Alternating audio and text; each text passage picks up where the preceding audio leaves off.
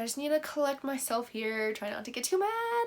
Hey everyone, it's Madison and welcome to another video. So today I'll be doing part 2 of reacting to 1-star reviews of my favorite books. If you haven't seen the first part, the link will be right up here, and let's just get straight into the video. The next book is City of Bones by Cassandra Clare. If you've seen any of my other previous videos, then you may know that this is the beginning to my favorite series, my absolute favorite series of all time. And if you actually want to check out what are my other favorite series, you can click the link up here. So City of Bones, it is the beginning to a very lengthy series. The series has like almost 15 to 20 books in it, and there's still more being added on. If you don't really get into the first book, then I doubt you will like the other ones, but let's just see what this 1-star reviewer person says. This one is a pretty short one. DNF at page 300. I'm sorry, but this book is bad. Pure and simple.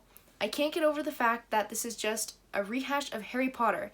Clary is boring, Simon is whiny, and Jace is an idiot. The writing style is boring, and it shouldn't take me nearly a month to read this length of a book. I do not understand the hype at all. Goodbye, Mortal Instruments, and good riddance. This review doesn't really have that much content in it, but she DNF'd it at page 300. And how long is this book? This book is 485 pages, so she was over halfway through the book. I mean, if I were over halfway through a book that I didn't really like, I'd probably just finish it, just to say that I read one more book. And I don't think this book is bad. I mean, I'm probably reading it from a very biased lens because this is my favorite series of all time. I do not think Clary is boring. Simon is not whiny. Jace is not an idiot. These people have so many details written into them, and they are so complex characters. I do get that this book is really hyped on BookTube and on Goodreads. It's hard for me to relate to this review because I don't DNF books that often. I only ever DNF'd one book, and that was a book that I just could not get through. The pacing was so slow and I was spacing out every time I tried to read, and I haven't really encountered that since. I can't really relate to the DNF part, but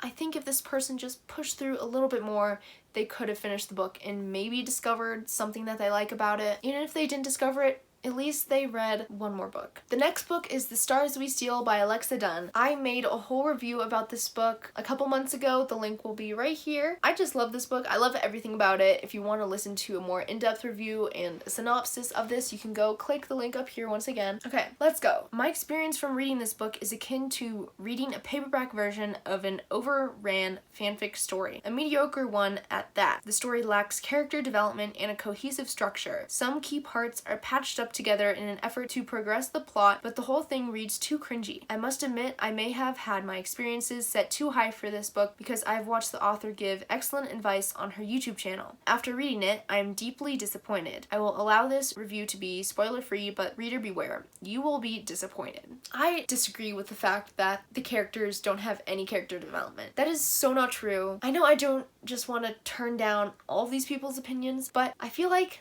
with my knowledge, and I've read so many books in my life that I can pick up on character development. I think this book has excellent characters and they're well thought out. Each person has a part to the story. My expectations were set really high for this book because my friend read it and then she lended me the book over quarantine to read, and I ended up loving it. So that's one of the times that I've actually liked a book that I've set my expectations high for. But I can understand the feeling of setting your expectations really high for a book and then being disappointed. That feeling sucks, but whenever I go into a book, I always try and set my expectations really low or not read any reviews about the book, just so I go in with a completely blank slate and try and enjoy the story for what it is and not what other people think it is. This reviewer says that they're just a bunch of random plot points patched together in order to reach the end of the book or something like that. I disagree with that. For me, the story flowed really well, and there was an important aspect to each of the story, whether it was the main character going to another ship to try and get her patent for her new water filtration system, or just going to one of the balls and meeting different suitors. I felt like everything in the story had a place, whether it be from the plot to the characters and everything in between. Next up is Chaos Walking by Patrick Ness. I love this series. Just to put it simply, I've been waiting forever for the movie to come out, and supposedly it's going to come out January 22nd, 2021.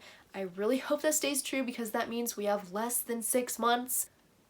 We know we're in the 9th month of the year, so yeah, obviously we have less than 6 months until the movie comes out. This book, I've also explained it on some of my other videos. I just love the series, and I think I mainly fell in love with it because the main characters are played by Tom Holland and Daisy Ridley, so obviously I can't wait for the movie to come out. I will be so hyped when the trailer finally drops. If you don't know what Chaos Walking is, it is the story of a boy named Todd who lives on this planet in many years in the future where women don't exist. There are only men, and there's this disease on the planet called the noise where everyone can hear anyone else's thoughts. And then one day Todd goes into the woods and he finds a girl.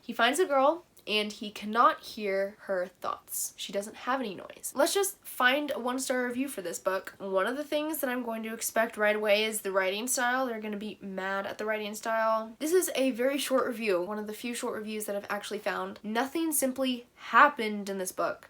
Everything kept on happening constantly, and in the midst of happenings, I stopped caring altogether. I strongly disagree with this review. There were tons of things that happened, and I read this book a while ago, so I don't remember certain details of the story and minor details, but I do remember the main plot points, and I do think it's time for a reread before the movie comes out. This book has a lot of stuff going on, definitely not boring, but I'm surprised this person didn't mention the writing style. It is written in very broken English, very bad grammar, and word misspellings because Todd hasn't learned enough English. Todd hasn't learned grammar and everything. He just writes words based on how they sound. Like conversation is spelled conversation, S-H-U-N. And this is kind of hypocritical because they say that nothing happened in this book, everything kept on happening constantly. Are you trying to say that nothing happened, yet everything happened?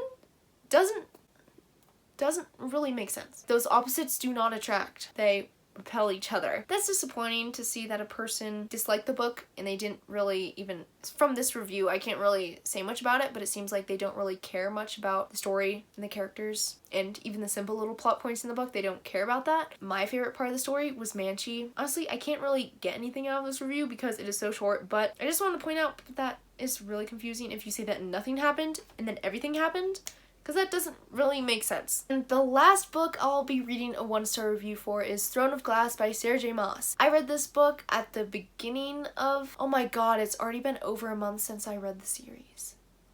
Anyway, I read the book over a month ago, and if you'd want to see me reading Kingdom of Ash, the last book in the series, that is 980 pages, the link to that vlog will be right up here. Throne of Glass, I've gone over it many times before. You can check out some of my previous videos for the synopsis of it. I'll just go straight into the 1-star review. So this review was actually written by Books with Emily Fox. Her channel is great. I watched some of her videos and I love her content, and I'm actually kind of surprised that she rated this book 1 star. I'll link her channel down below just so you can go check it out. Okay, let's see what it says. I haven't read it yet, so let's see. Characters were badly written. The plot was full of telling instead of showing. Very underwhelmed after hearing for years that this was the YA series to read. I don't mind unlikable characters. Heck, I love them, but I didn't feel I was supposed to dislike our main snowflake. So tired of this strong female character who can kill everyone in a heartbeat, but she's tiny and incredibly pretty. She hates all other women and, oh, also everyone wants her, just because. I mean, I do see where she's coming from in this review. I haven't read that many books where the main character or the main heroine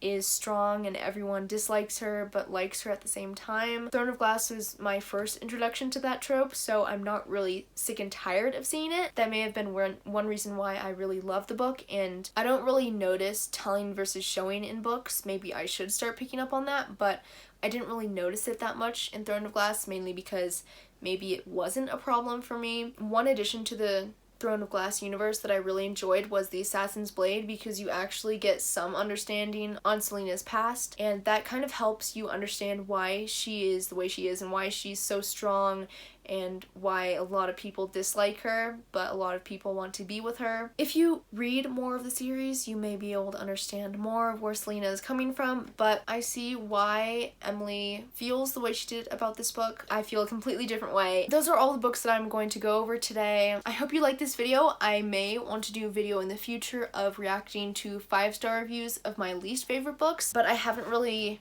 read that many 1 or 2 star books, so I may have to build up my collection of those first before I film that video. If you'd want to see that video or more videos like this, let me know. I will be happy to hear your feedback, and if you like this video, please give it a like and subscribe to my channel. I'll be uploading videos regularly throughout the school year. I'm just going off of my school schedule and how many classes I'll have, how much homework I have, so my upload schedule will be varying a little bit. For now, I'm planning on uploading a video a week, maybe 2, I don't really know, but I would really appreciate it if you subscribe to my channel, and I'll see you all in the next video.